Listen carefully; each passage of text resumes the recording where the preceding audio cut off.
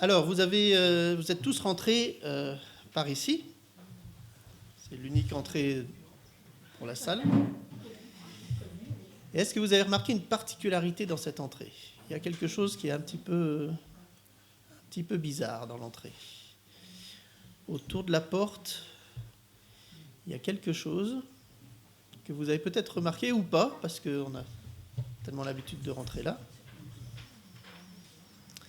Est-ce que vous avez vu qu'il y a un trou ?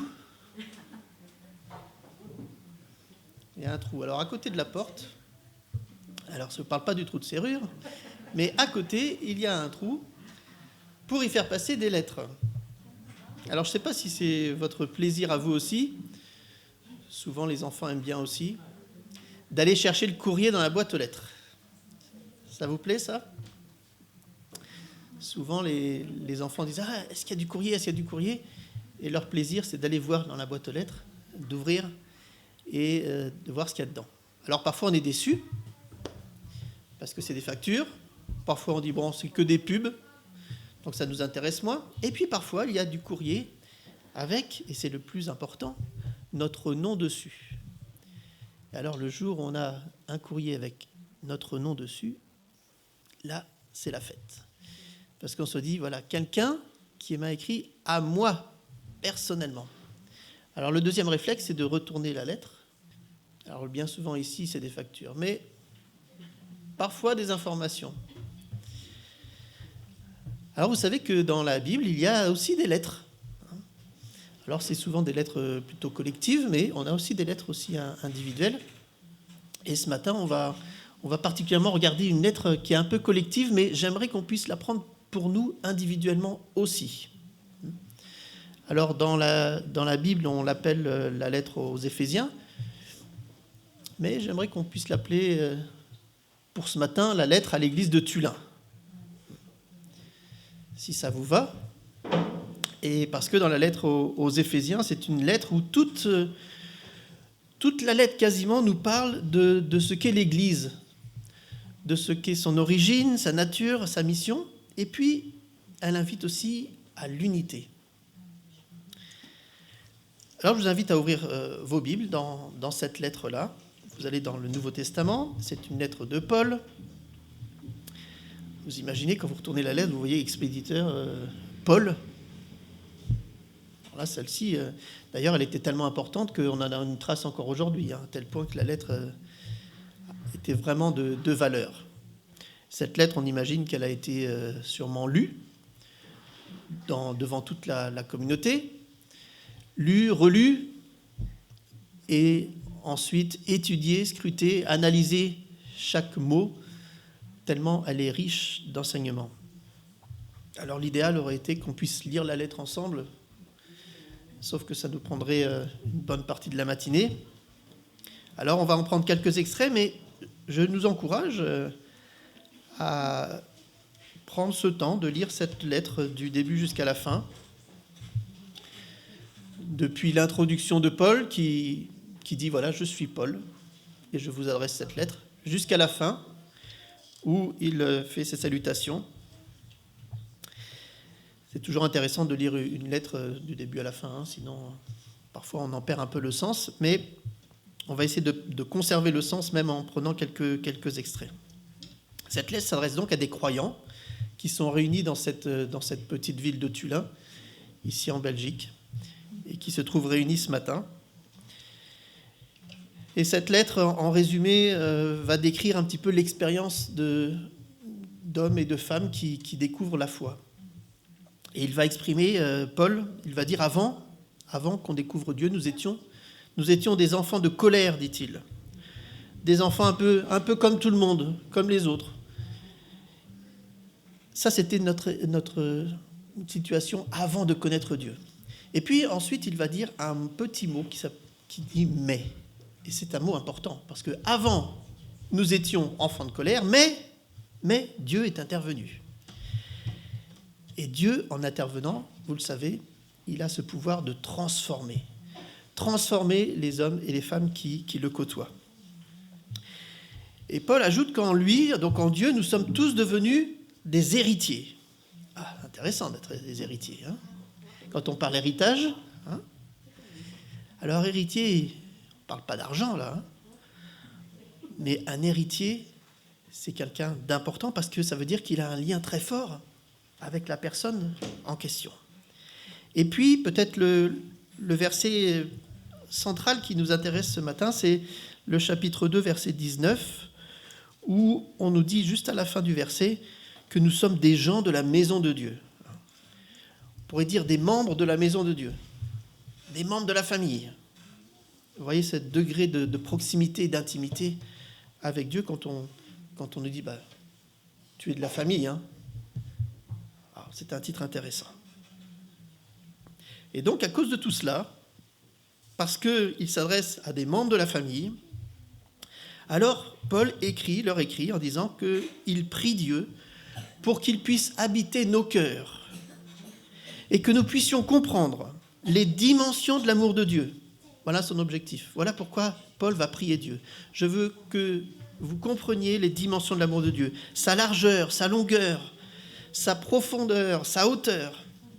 Et Paul désire, et c'est pour ça qu'il fait cette prière à Dieu, que nous soyons tous remplis de la plénitude de Dieu. Ah, voilà une belle lettre. Elle est remplie de plein de belles choses, plein de belles envies que Paul a pour nous tous, en fait. Et puis arrive au chapitre 4 de cette lettre, ce qu'on pourrait appeler les conseils de Paul. Et ça a une logique. Hein. Il va d'abord prier Dieu pour nous, et ensuite il va dire, alors maintenant que j'ai fait cette prière à Dieu, voilà mes conseils, voilà mes exhortations. Et au chapitre 4, versets 2 et 3, d'abord il nous exhorte au verset 1 à marcher d'une manière digne de la vocation qui vous a été adressée. Il nous invite à marcher en toute humilité, en toute douceur. Il nous parle aussi de patience. Il nous dit « supportez-vous les uns les autres ». Et j'aime ce double sens qu'on peut apporter à « supportez-vous ». Hein. Supportez-vous, vraiment, portez-vous. Hein. Et puis supportez-vous, c'est-à-dire ayez beaucoup d'indulgence les uns pour les autres. Ne soyez pas énervés les uns avec les autres. Ayez de la patience et supportez-vous. Mais plus que ça, aimez-vous. Et puis, Paul, bien sûr, va parler de l'unité. Il va dire qu'il y a un seul corps, un seul esprit. Il va dire qu'il y a aussi un seul Seigneur, une seule foi, un seul baptême, un seul Dieu et Père de tous, qui est au-dessus de tous, parmi tous et en tous. Ce corps, bien sûr, c'est l'Église. C'est l'image qu'il va donner. Et alors, on pourrait se poser la question, quelle est ma place dans tout cela ? Eh bien, le verset 7 du chapitre 4 nous répond à cette question. Éphésiens donc 4, verset 7, Paul écrit, Éphésiens 4, 7, « À chacun de nous, la grâce a été donnée selon la mesure du don de Christ. » Et ce qui m'intéresse beaucoup dans ce verset, c'est le « à chacun de nous ». Alors, tout est important dans le verset, hein, mais on s'arrête un peu sur « à chacun de nous », ça veut dire personne n'est exclu de cela. Tout le monde a été servi par cette grâce. C'est-à-dire que nous avons une place dans la maison de Dieu. Tous, nous avons cette place. Alors quand on parle de don, ça veut dire que c'est quelque chose de gratuit, c'est un cadeau. Et au verset 11, un peu plus loin, on nous décrit les quelques dons que Dieu a donnés à chacun. Les dons qu'on appelle aussi des ministères, et il en donne une petite liste ici. Il dit, voilà, il y a des apôtres, c'est-à-dire des envoyés.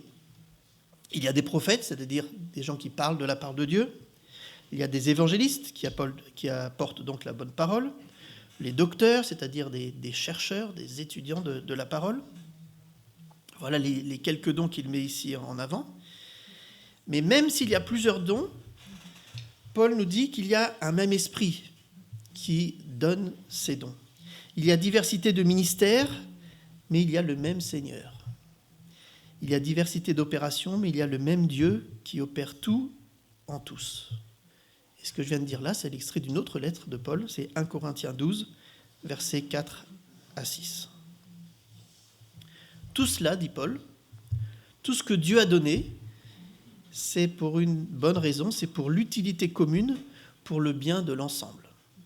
C'est pour ça que c'est une lettre à la fois individuelle et collective. Parce que ce que je reçois de Dieu va être au bénéfice de l'ensemble de l'Église. Paul écrit aussi que l'Esprit, et là je suis dans 1 Corinthiens 12, que l'Esprit distribue le don à chacun comme il l'entend, comme il veut. Dans une autre lettre, celle adressée à Timothée, donc une lettre très personnelle, Paul va encourager Timothée à ne pas négliger le don qui est en toi. Il va lui dire « Occupe-toi de ces choses, donne-toi tout entier à elles. Veille sur toi-même, car en agissant ainsi, tu te sauveras toi-même et tu sauveras aussi ceux qui t'écoutent. » Donc non seulement il nous dit que Dieu donne ses dons, mais il nous dit « Tiens compte de ce cadeau. » Rien de tel pour un cadeau d'être ouvert et utilisé. C'est frustrant, vous offrez un cadeau à quelqu'un et puis il le pose sur une étagère, il ne s'en sert pas. Imaginez Dieu qui donne à chacun ses dons et puis qui voit que la personne ne l'utilise pas. Quel gâchis! Alors oui, Paul va décrire l'Église en utilisant l'image du corps, d'un corps, pour signifier que chacun a son utilité. Et vous connaissez ce texte de 1 Corinthiens 12, qui nous dit que chacun des membres du corps est là, non pas par hasard, mais parce qu'il y a une fonction bien précise. Nul n'a plus d'importance qu'une autre partie du corps. Chacun remplit sa tâche selon les capacités que Dieu lui a données. 1 Corinthiens 12, verset 18, Dieu a placé chacun des membres dans le corps comme il l'a voulu. Vous voyez à quel point Dieu s'intéresse, bien sûr, à son Église, à quel point il prend soin, et à quel point il va mettre des hommes et des femmes à qui il va accorder des talents pour le bien de son Église. L'Église a besoin de cette diversité de dons, de cette complémentarité de talents. Si tout le monde savait faire exactement la même chose, il y aurait des problèmes parce qu'il manquerait des personnes pour faire des choses diverses. 1 Corinthiens 12, c'est l'autre chapitre qui parle des dons spirituels et qui nous livre d'autres éléments. 1 Corinthiens 12, je lis à partir du verset 22. « Les membres du corps qui paraissent être les plus faibles sont nécessaires. Et ceux que nous estimons être les moins honorables du corps, eh bien nous les entourons d'un plus grand honneur. Ainsi, nos membres les moins honnêtes reçoivent le plus d'honneur, tandis que ceux qui sont honnêtes n'en ont pas besoin. Dieu a disposé le corps de manière à donner plus d'honneur à ceux qui en manquaient, ainsi qu'il n'y ait pas de division dans le corps, mais que les membres aient également soin les uns des autres. Et si un membre souffre, tous les membres souffrent avec lui. Et si un membre est honoré, tous les membres se réjouissent avec lui. Vous êtes le corps du Christ. Et vous êtes ses membres, chacun pour sa part. » Et vous voyez encore le chacun qui est là, présent, pour dire que c'est l'affaire de tous.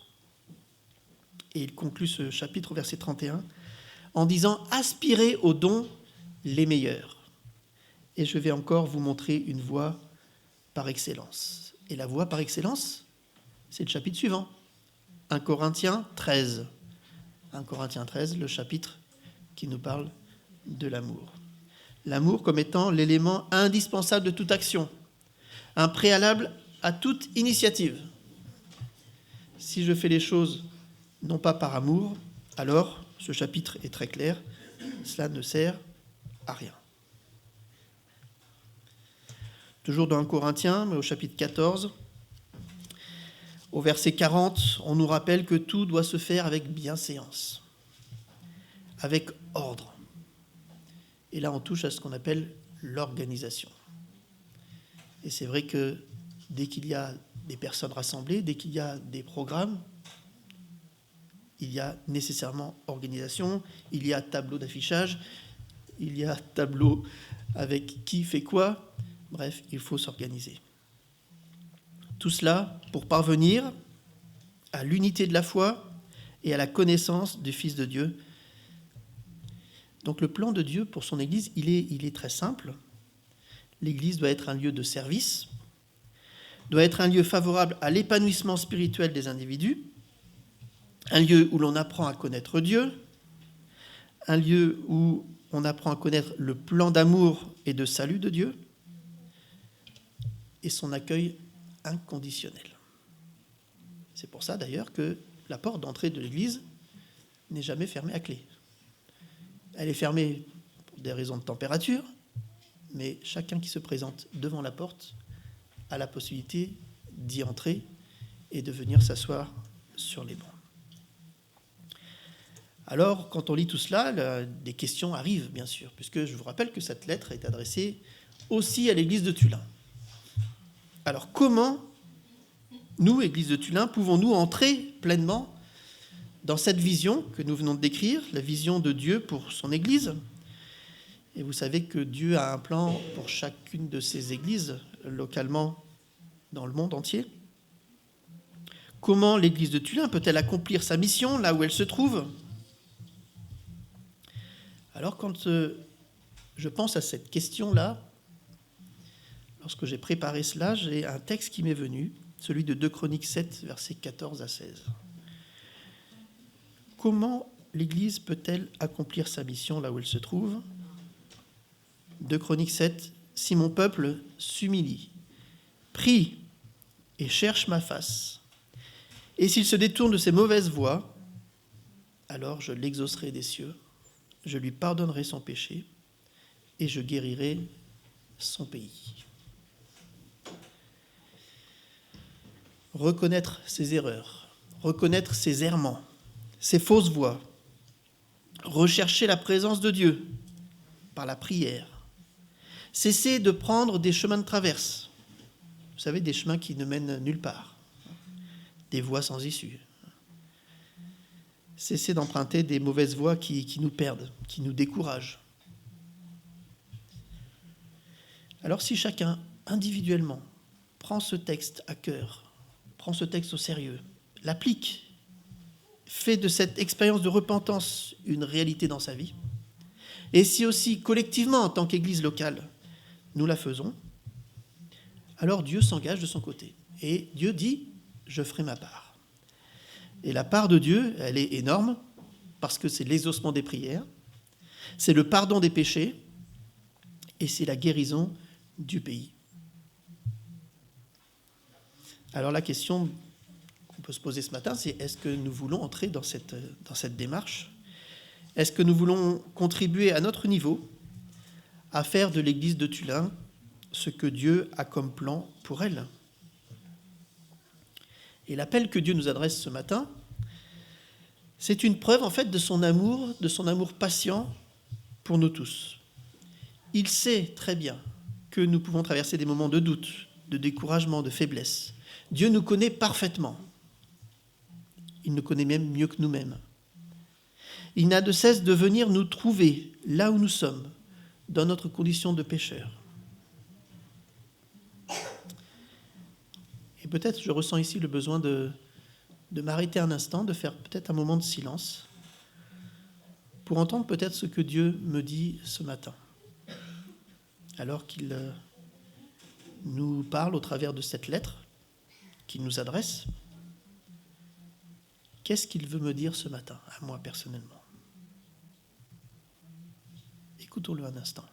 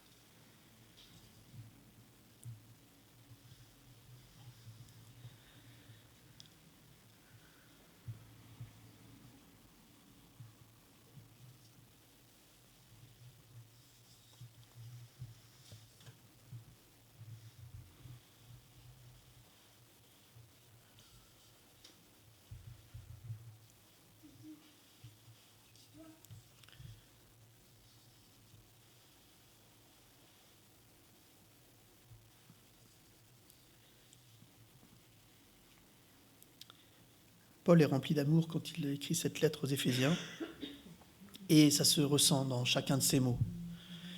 Et au chapitre 5 d'Éphésiens, il commence en disant « Devenez donc les imitateurs de Dieu.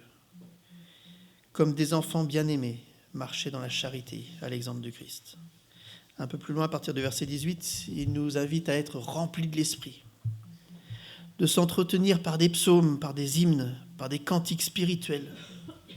Il nous invite à chanter, à célébrer ce qu'on a fait tout à l'heure, de tout notre cœur les louanges du Seigneur. Il nous invite aussi à rendre continuellement grâce pour toutes choses à Dieu le Père, au nom de notre Seigneur Jésus-Christ, vous soumettant les uns aux autres dans la crainte de Christ. Paul nous l'assure, parce que nous sommes membres de son corps, alors Christ nourrit son Église et en prend soin. Et il fait la comparaison entre un homme et son épouse, et il invite l'homme à aimer son épouse et la femme à aimer son époux, prendre soin, nourrir son Église, comme Christ a aimé l'Église, la nourrit et en prend soin. Alors oui, Paul n'écarte pas les difficultés, les oppositions, il ne les nie pas. Il sait qu'il y aura des tensions, qu'il y en a eu. Éphèse n'est pas la pire des églises. D'ailleurs, au début, il se réjouit de ce qu'il entend comme bonne chose des Éphésiens. Pas tout à fait pareil pour les Corinthiens, mais... Alors oui, des difficultés, des oppositions, il y en a, il l'assure, et Paul nous rappelle, peut-être pour nous encourager, que nous n'avons pas à lutter contre la chair et le sang, mais contre des dominations, contre les autorités, contre les princes de ce monde de ténèbres, contre les esprits méchants dans les lieux célestes. Et c'est pourquoi cette lettre se termine par une exhortation à revêtir les armes de Dieu, afin de pouvoir résister, dit-il, dans le jour mauvais, et peut-être on y est aussi en plein dedans, sûrement, à la fin des temps. Résister et tenir ferme après avoir tout surmonté. Et les armes qui sont décrites là, avec la comparaison avec l'armure d'un soldat, ces armes sont la vérité, la justice, le zèle, la foi, le salut et l'esprit. L'esprit qui est la parole de Dieu. Alors pour lutter, on peut encore lire la lettre aux Hébreux, où je lis dans Hébreux 10, verset 25, « N'abandonnons pas notre assemblée, mais exhortons-nous réciproquement. N'abandonnons pas non plus notre assurance. Vous avez besoin, dit-il, de persévérance, afin qu'après avoir accompli la volonté de Dieu, vous obteniez ce qui vous est promis. » Je suis toujours dans l'Épître aux Hébreux, chapitre 12, versets 1 et 2. « Rejetons tout fardeau et le péché qui nous enveloppe si facilement, et courons avec persévérance, ayant les regards sur Jésus. » Nous sommes de ceux qui ont la foi pour sauver leur âme. Hébreux 10, verset 39. Comment Paul va conclure cette lettre-là? Par une ultime exhortation. Il va dire, Éphésiens 6, verset 18, « Priez pour tous les croyants, priez avec une entière persévérance. » Et il va rajouter, « Priez aussi pour moi, dans le partage du mystère de l'Évangile. » Voilà tout ce que Paul va inclure dans sa lettre aux Éphésiens. Quel programme! Quelle richesse de cette lettre! Et donc, je voulais résumer en trois points ce que je retiens de cette lettre-là. Premièrement, prenons conscience ce matin de l'action de Dieu dans notre vie et de ce que Dieu a pu transformer des choses dans notre vie. Deuxième chose, aspirons tous aux dons spirituels, sachant qu'ils sont donnés à chacun, et exerçons-les au sein de l'Église. Et enfin, je retiens aussi cette exhortation exhortation à prier avec persévérance pour notre foi, individuellement et collectivement. Pour la foi aussi des autres, pour qu'elle puisse porter des fruits, et ce, à la gloire de Dieu. Alors que nous puissions nous nourrir de cette lettre, que nous puissions l'appeler la lettre à l'église de Tullin, et que nous puissions non seulement nous en nourrir, mais l'appliquer, tenir compte de ses conseils, parce que c'est Paul qui nous a écrit ce matin, et qu'au-delà de Paul, c'est Dieu qui a inspiré à Paul le contenu de cette lettre. Alors, chaque fois que nous recevrons un courrier, et que le pasteur du ciel nous envoie un courrier, alors on va l'ouvrir avec joie, et on va la lire plusieurs fois pour bien retenir ce qui est écrit.